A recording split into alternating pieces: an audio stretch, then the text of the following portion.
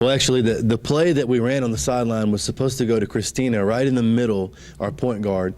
And Lexi knew that the ball was supposed to go to Christina, but the problem was that Lexi's an excellent passer, and I think she really felt like she could thread the needle to Taylor. And when she did, the Walton kid made a great play on the ball. Got a great steal and had a chance to go tie it up. And thankfully for us that she missed it, and we move on with the win. But we led for 36 minutes. I couldn't be more pleased with how we played in that game as a whole. And I thought it was one of the best games we played all year.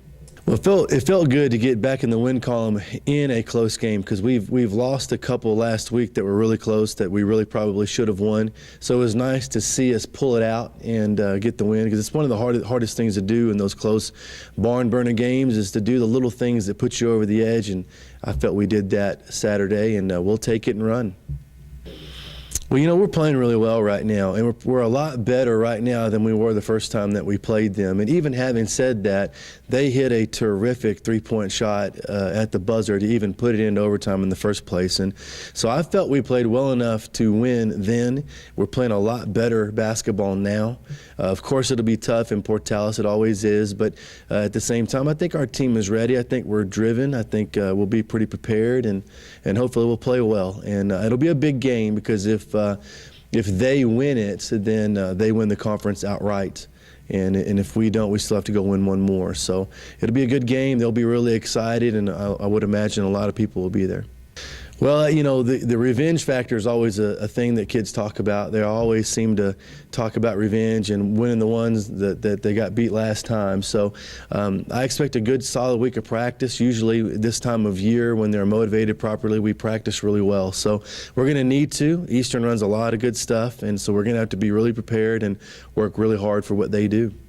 Well, it feels really good. Losing doesn't get old for me, so, it feels good that we're going out and playing the way that we are. We're not making mistakes. We're not giving people free runs. Every run that teams get against us, they're having to earn, and therefore our pitching staff has benefited that. They're throwing strikes. They're not walking people, giving a lot of free bases, and we didn't make an error all weekend. We came into the weekend with 7 errors. We still have 7 errors, and that's big in a couple of close games that we had on Saturday. The fact that we're playing defense the way that we're playing, our pitchers are continuing to throw strikes and compete in the zone, and allowing the big hit to get us wins.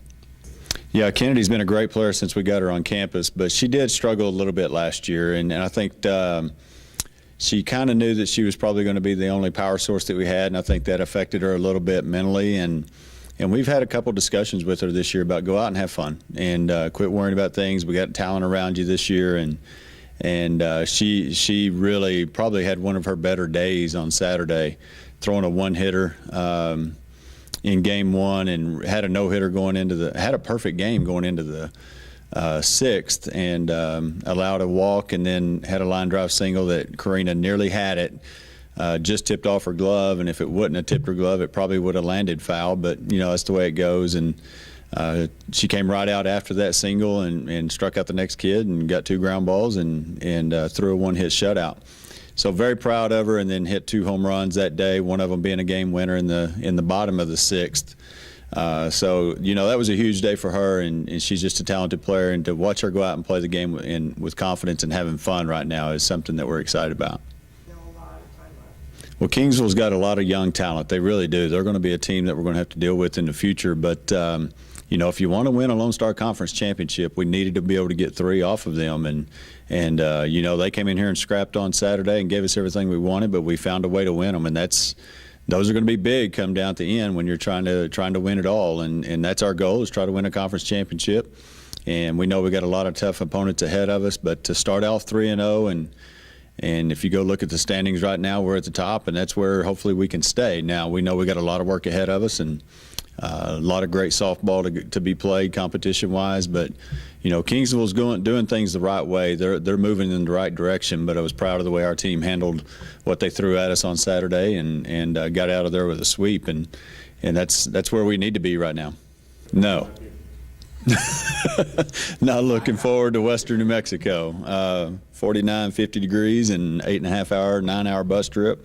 It's going to be new for us. We've never been there. I've never been to Silver City, New Mexico. And, it's just one of those trips that you worry about a little bit. They're struggling a little bit right now. They played a really good schedule, but they're 0-14, which is kind of scary because they're just going to have, throw it out there and try to win a game. If they can get one off of us, they're probably going to feel pretty good about things. So we got to go and make sure that we take care of business. But it's a trip that there's just a lot of unknowns. It'll be our first long bus trip together, and a new field, just everything's new. And so you don't really know what to expect, but I like the mentality of our team. I like the composure that they showed. I loved the character that we showed on everything, all the travel that took place for us to get to Florida, and hopefully we can repeat that and have another smooth weekend. Yeah, it's a lot of fun. Having alumni that came through this organization and this program and played at a high level and put a lot of rings and championship banners on that field. To see them coaching at the college level is exciting, and Elsa Poe is one of those, and she's working on her master's degree there at Western New Mexico, and it's going to be a little bit special because their head coach is due to have a baby on Friday, so she's going to be running the show. So that's kind of a neat deal. I'm going to have to out-coach one of my former players. But we have Morgan Spearman is the assistant coach at Eastern New Mexico, and Casey Taylor is the assistant coach at St. Edward's. So, it's something that we talk about when in the recruiting process when they say that they want to, coach at the high school or college level. I've told them, I feel pretty good about if you come in here and do what you're supposed to do, people will listen to my recommendation, and fortunately, I've been able to help those kids get a job there. But they've earned a lot of. They're just great people, and quality people usually get good things. Yeah, absolutely. I thought the biggest thing our guys showed was just the ability to compete in battle and not quit. And that's the one thing, really the most important quality of any team. If you got that, you got a shot. And they showed a lot of resiliency, a lot of the ability to handle some adversity and then bounce back. Really, really proud of that. So that was good. And then we were able to win in a lot of different ways. Use small ball, hit the ball, drove it all over the park. Had some really good at bats. So they would do a lot of things good defensively. On the offensive side of the ball, pitching. We had bullpen was good again. Starters okay, good enough. Still like to see us get better there. Well, it's different. It's different than the last couple of years, and that's the one thing. Last year, I think everybody said, or I've heard, lots of people say, well, last year they couldn't score runs. I was like, well, we led the conference in runs. We did better than the year before, so it's sort of a misnomer just because of our pitching was so good. Our pitching still has that capability. I think it's going to be different. We're gonna we don't have the top bell cow that we've probably had the last few years, but we've got a lot of good guys, and I think you've seen that with Jake Mathis stepping up this weekend and being really good. Ron Smith did a great job too, and then Joe has been basically unhittable so far. So it's just a different formula. Again, it's early. We're still figuring things out. It's great that we swept Lubbock Christian, but we got to get a lot better, if we want to make a conference tournament or do any of that stuff, because we got a long way to go.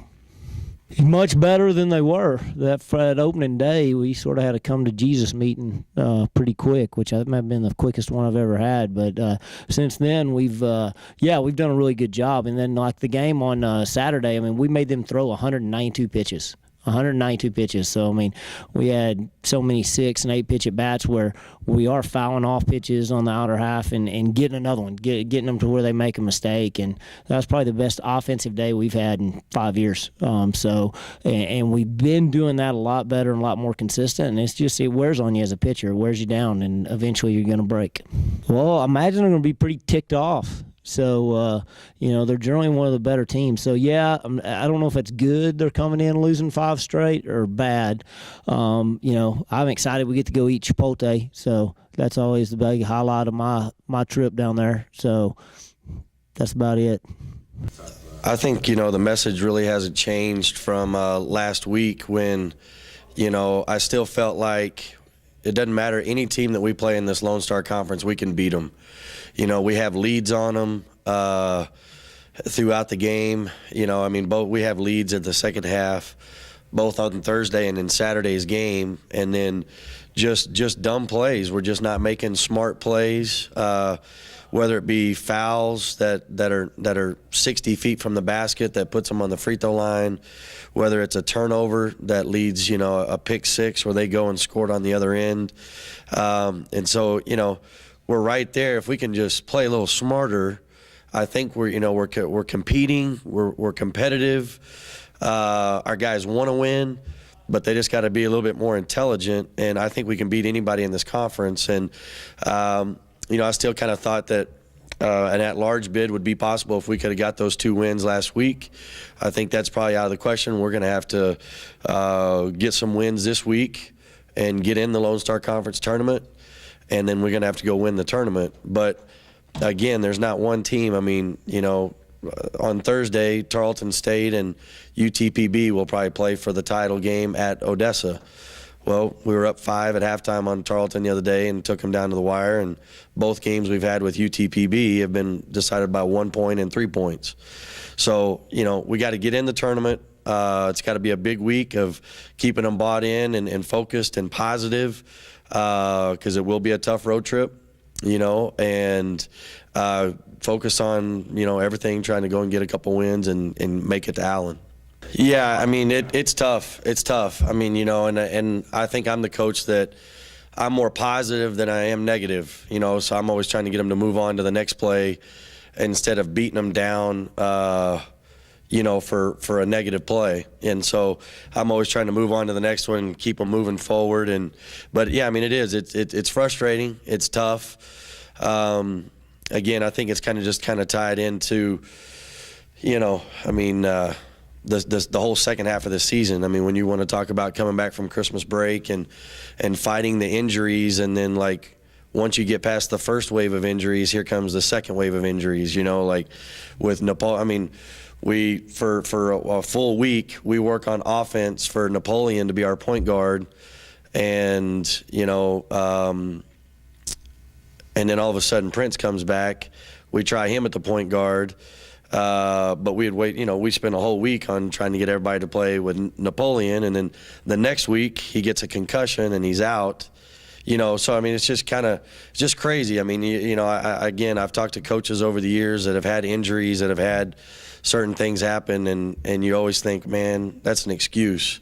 But when you're actually living it and seeing it and working with a team that's had those injuries, and it's just hard to get chemistry. And then when you're playing teams that don't really have a whole lot of injuries, and they've been playing together and working on their chemistry since October 15th, which we started that same day too, but so just the roster's different, the personnel's different, and we've had to change up some of our offense, and you can just tell that we're a few plays away. And that even with all the adversity, we're right there. So we got a lot to be proud of, but it is frustrating because I think we're just right there. I think this year, and in my experience in the Lone Star, and going back to my days of being in school at Eastern New Mexico, and I studied it a lot then, but I mean, it is from top to bottom one of the deepest years I've ever seen a conference be. I mean, I always have a lot of pride and tell everybody it is the toughest one.